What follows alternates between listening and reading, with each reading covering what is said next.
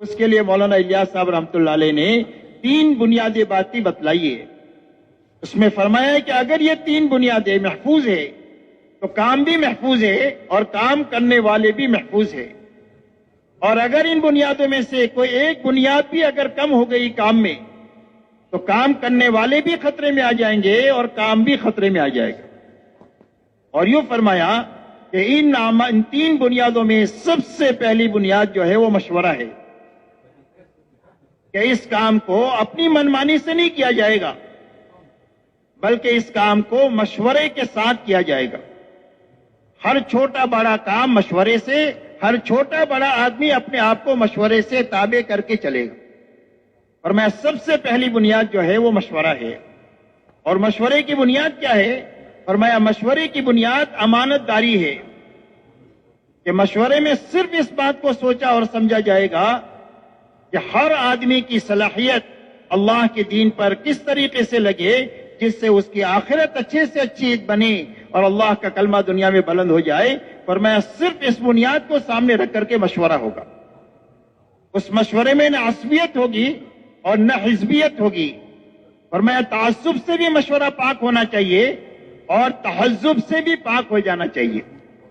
تعصب کہتے ہیں زبان کی بنیاد پر، رنگ کی بنیاد پر، علاقے کی بنیاد پر، قومیت کی بنیاد پر کسی کو ترجیح دینے کا نام عصبیت ہے.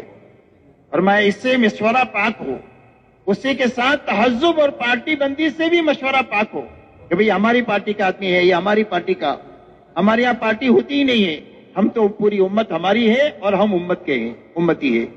اس لیے فرمایا مشورہ امانت داری کے ساتھ ہو. اب مشورے کی میرے دوستو جو شکل ہوتی ہے، اس مشورے کی شکل میں ایک تو مسجد کی سطح سے ہمارا ایک کام ہے کہ جہاں پر کوئی شورا نہیں ہوتی، صرف ساتھی مل جل کر کے اپنا کسی آدمی کو ذمہ دار طے کر لیتے ہیں. ہفتہ 15 دن وہ ذمہ دار اپنا کام کو اور ساتھیوں کو استعمال کرتا ہے اور اس کے بعد مشورے سے دوسرا آدمی طے کرتے ہیں. اسی کے ساتھ میں دوسرا نظام جو پوری دنیا میں ہے وہ یہ ہے کہ کسی علاقے، کسی صوبے، کسی ملک کی ایک شورا ہوتی ہے نامزد کہ جو آپس میں مل جل کر کے کام کو کرتی بھی ہے اور اپنے پورے مجمع سے کام کو کراتی بھی ہے. اور جب اس میں سے کوئی آدمی کم ہو جائے یا ساتھی کم ہو جائے تو اس شورا کی تکمیل ہو جاتی ہے اور اپنا مل جل کر کے شورائے کام کرتی ہے. یہی ترتیب، اسی وجہ سے حضرت جی مولانا انعام الحسن صاحب رحمۃ اللہ علیہ نے جب شورا بنائی تھی اپنے انتقال سے پہلے 10 آدمیوں کی، تو جب یہ کم ہو گئی تو 2015 میں سارے بزرگوں نے آپس کے صلاح مشورے سے اور پرانوں کے ساتھ کے طلب کرنے پر ایک شورا کی تکمیل کیا کہ یہ شورا مل جل کر کے اس کام کو کرے گی. ایسا ہی حال دنیا کے مشوراؤں کا بھی ہے کہ جہاں کہیں بھی شورا کے ساتھی اگر کم ہو جائے تو پھر وہ شورا کی تکمیل ہو کر کے وہ اپنا کام شروع کرتے رہتے ہیں جس طرح پہلے سے ہوتے ہیں. اس لیے فرمایا سب سے پہلے اس پہلی بنیاد جو ہے یہ مشورہ ہے کہ ہمارا کام مشورے سے ہوگا. اگر مشورہ ختم ہو گیا یا مشورے کا رخ غلط ہو گیا تو اس کا پہلا اثر یہ ہوگا کہ کام کرنے والا مجمع، اس کے اندر کی اجتماعیت متاثر ہو جائے گی. اس لیے کہ مجمع کو جو چیز جوڑنے والی ہے اور مجمع کو کام پر جو جمع کرنے والی ہے اور حق پر جو جمع کرنے والی سب سے بڑی قوت حاکمہ جو ہے فرمایا وہ مشورہ ہے. اس لیے فرمایا یہ مشورہ ہے. جب مشورہ ہوتا رہے گا اور صحیح ہوتا رہے گا تو اس کا پہلا اثر یہ ہوگا کہ سارے کام کرنے والے کام پر اور حق پر مجتمع ہوں گے. اس لیے کہ حق پر مجتمع ہونے کا نام ہی اجتماعیت ہے، چاہے حق پر تھوڑے ہوں، اور باطل پر جمع ہونے کا نام تفرقہ ہے، چاہے بہت زیادہ ہو. اسی لیے اللہ قرآن میں فرماتے ہیں تحسبهم جميعا وقلوبهم شتى. فرمایا یہ بہت بڑی جمعیت تم کو نظر آ رہی ہے لیکن اندر سے سب کے قلوب ایک دوسرے سے پھٹے ہوئے ہیں. اس لیے فرمایا پہلی بنیاد مشورہ ہے.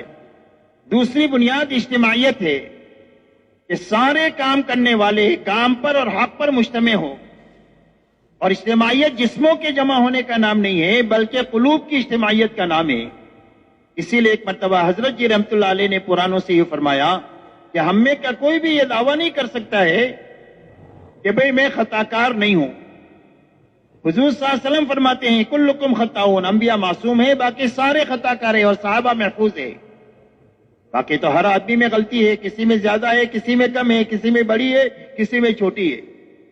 تو فرمایا ہم میں کا کوئی بھی آدمی یہ دعویٰ نہیں کر سکتا ہے کہ میں خطا کار نہیں ہوں، لیکن یوں فرمایا اگر ہمارے قلوب مجتمع ہوں گے اور ایک دوسرے کے لیے خیر خواہی کا جذبہ ہوگا، ایک دوسرے کے لیے محبت ہوگی، ایک دوسرے کو کام میں آگے بڑھانے کا جذبہ ہوگا، مشقت کے کاموں میں اپنے آپ کو آگے بڑھانا، راحت کے کاموں میں ساتھیوں کا استعمال ہوگا، تو اللہ تعالیٰ ان غلطیوں کے باوجود اور خطاؤں کے باوجود اللہ ہم سے کام لیتے رہیں گے اور ہمارے عیوب پر پردہ ڈالتے رہیں گے.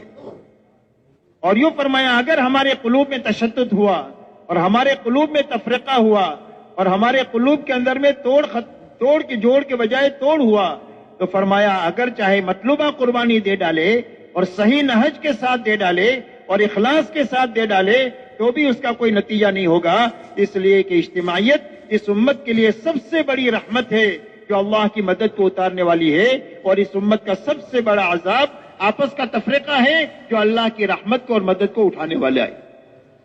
اس لیے میرے محترم دوستو فرمایا دوسری بنیاد جو ہے وہ اجتماعیت ہے. فرمایا اجتماعیت ہے تو کام بھی محفوظ ہے، کام کرنے والے بھی محفوظ ہے. اور تیسری بنیاد فرمایا اخلاص ہے کہ ہر کام کرنے والا اس محنت میں اللہ کو اور آخرت کو سامنے رکھ کر کے چلے. اگر اخلاص ہے تو کام محفوظ ہے، اگر اخلاص ختم ہو گیا تو کام بھی خطرے میں آ جائے گا اور کام کرنے والے بھی خطرے میں آ جائیں گے. اس لیے فرمایا کہ ہر کام کرنے والا اپنی اس محنت میں اللہ کو اور آخرت کو سامنے رکھ کر کے چلے.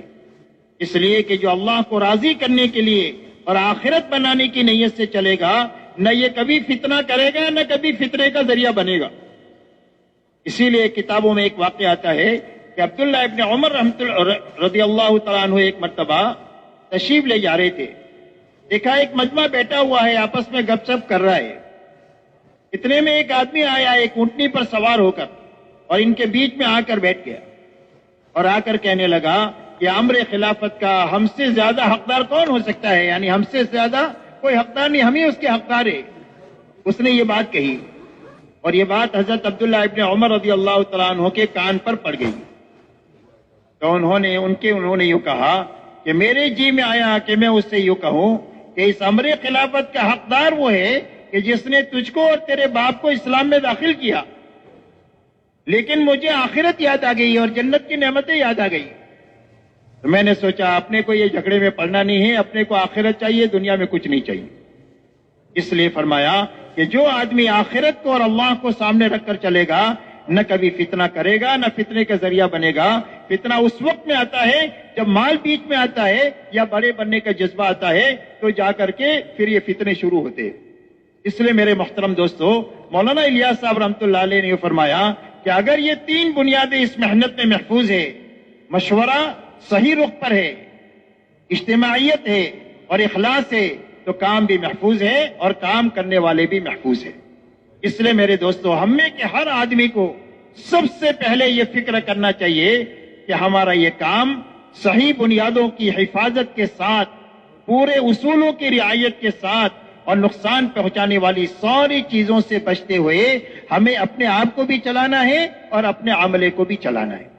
کہ بھائی اس کے لیے سارا مجمع تیار ہے،